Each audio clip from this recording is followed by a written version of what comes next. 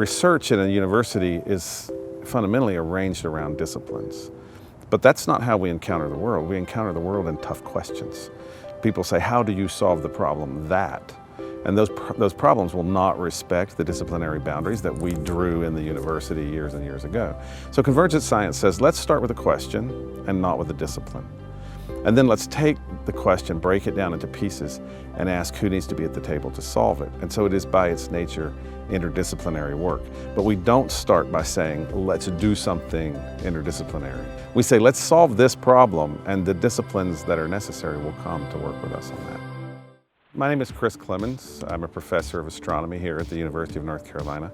I came here in 1998 from Caltech, and then in about 2012 I became chair of the department. After that I moved into administration, working as a senior associate dean, and then as a senior associate dean for research. While I was in the dean's office, we had an opportunity to go on a trip thinking about a new building we wanted, which was going to be a Convergent Science building. And on this trip, we visited innovation centers in Boston. We visited MIT, we visited Harvard, and we looked at what people were doing in the innovation space. And we came back with the idea that we should form an innovation institute here on campus, and that became the seed of the idea for the Institute for Convergent Science. Most of our faculty are trained at a basic research enterprise whose goal is to publish those results, win more grant funding, build a research group so that more results can be had. They are not generally trained in the application of that research into the world. So what happens is the innovation has been there all along, but sometimes it gets stalled at the door, if you like. And so the premise of our new framework is a kind of ready, set, go approach, where the ready is you've got the idea or you've got the invention, you've got the team, but they're really oriented toward basic research.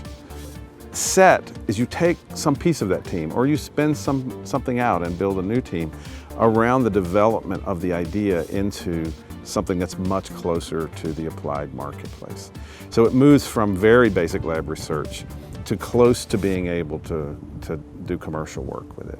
And that middle phase, the set phase, is like the difference between saying ready, go in a race and saying ready, set, go.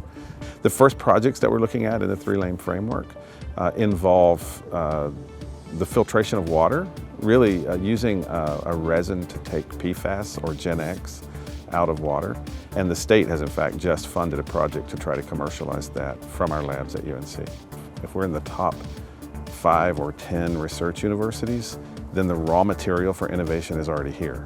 You cannot do innovation unless you flip. So our space will churn. You will get time and money for a project. If the project goes well in the first year, you'll get your funding for the second year. If it doesn't, and look, no harm, no foul, our idea is fail early or succeed and go on.